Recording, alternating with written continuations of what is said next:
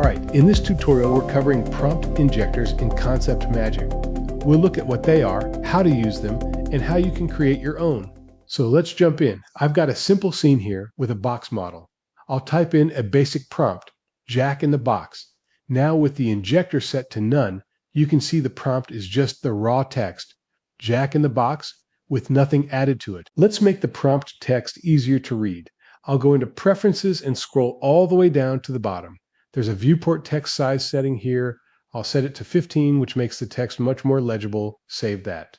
Back in our scene, you can see the text is bigger now. So here's the key concept. A prompt injector adds text before your prompt called the prepend and text after it called the append. These wrap your prompt with additional AI instructions. Let me demonstrate. I'll click this Try to Match Camera button over here, and now look at the full prompt at the bottom. The prepend says, render from the exact same camera position, orientation, focal length, and framing as the input image. Then our prompt Jack in the Box is in the middle, and the append says do not alter perspective or object placement, the most photorealistic photo in the world. So you can see the structure. The prepend comes first with camera matching instructions. Then your user prompt Jack in the Box sits right in the middle, and the append follows with additional quality directives. The injector wraps your prompt from both sides. Now, let's try a different injector. I'll go into the injector library and choose Sci-Fi City. You can see it has its own prepend text that says transform the scene with a bunch of descriptive instructions. Our Jack in the Box prompt is still in the middle, and then its own append follows after. When I also enable Try to Match Camera, those camera instructions get layered on top. So that's what a prompt injector does. It wraps your prompt with carefully crafted instructions. So let's look at editing one. I'll click this pencil button to try editing the injector. You might see a message saying, no text editor opened. If that happens, press Shift F11 to open one. Now notice this refresh button. The tooltip tells you that control clicking it will open the library folder. Let me control click to open the library folder. Here's the folder structure. Each injector library is its own folder inside the Concept Magic add-on. Let's navigate into the Lighting and Effects folder. Inside the library folder, you can see all the JSON files. Each JSON file represents one style injector. There are also preview images for each one.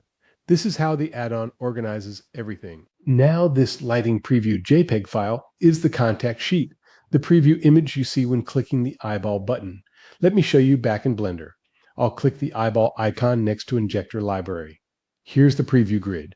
You can scroll with the middle mouse button. Each entry in the preview shows the injector name with a before picture and an after picture, so you can quickly compare what each style injector does to your scene. When you're done browsing, just press Escape to close this preview window. Now let's look at the actual JSON format. Back in the folder, I'll open the ambient occlusion JSON file. You can see it has a title field. That's the name shown in the dropdown. Then there's the prepend prompt with all the instructions that go before your prompt and the append prompt that goes after. Notice the format carefully. Everything is in quotes. You have prepend prompt : then the text in quotes, then append prompt with its text, all inside curly brackets. You need to stick to this exact format if you want to create your own injectors. Let me show you how to create a brand new one. Let's say I want a studio product shot on a table. First, I'll load the viewport image for reference. Then I need a text editor in Blender, so I'll switch a panel to the text editor view. I'll enable word wrap so we can see the full content. What I did was go to ChatGPT, describe this JSON format, tell it I'm using a seed room AI engine, and ask it to generate a studio product shot on table injector. ChatGPT gave me the JSON. I'll paste it right here. There it is, studio product shot. Now I'll save this file. Save as, I'll name it fred.json for now. Any name works, just make sure it ends in JSON save. Really important, hold Shift and click the X to delete this text block from memory. You don't want to accidentally overwrite the original. Here's an important tip. Don't put your custom files in the add-ons built-in library folder, because updates will delete everything in there. We'll talk about a better spot in a minute. Now let me refresh the library, and there it is. Our new injector studio product shot on table camera lock appears in the dropdown. But notice the actual file name is still Fred. That works fine, but I like file names to match the title. To rename, just Shift, click on the injector name, and it renames the file to match. Now, checking the file name, it matches the title. Not required, but a good habit for keeping things organized. Let's test it. I'll select Studio Product Shot on table. A good practice is to test with an empty prompt, so I'll clear out Jack in the box. That way you see exactly what the injector produces on its own. I'll hit Generate and wait for the render. You can tell it's processing while the viewport is locked.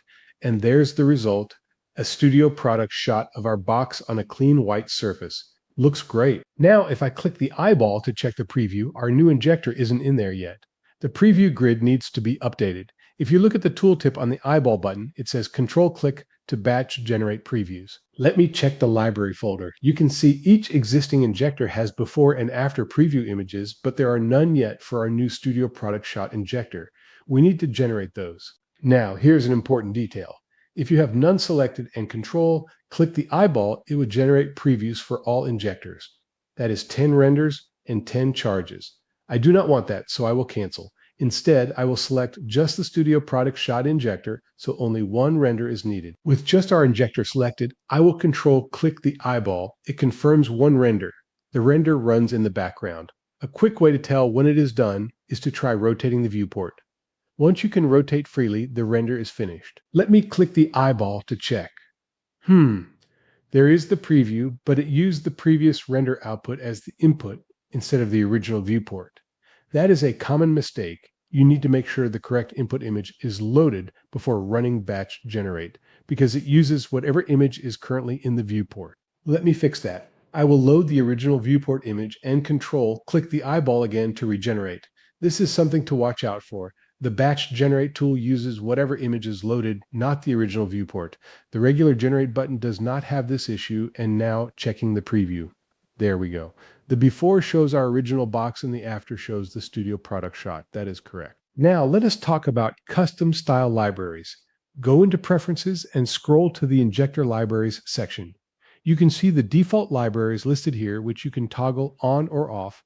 More importantly, you can add a new library and point it to any folder. Put your custom JSONs in there and they will show up like the built-in ones, and they will not be affected by add-on updates.